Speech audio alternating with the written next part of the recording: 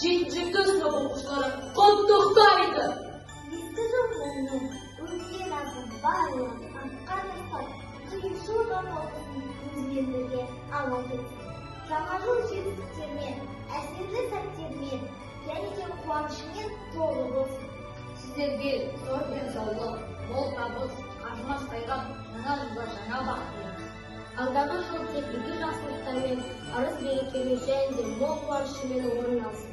Жаңа жыл сіздің жақсы тілектесіңіз болып, үлкен жетістіктерге жете берсін.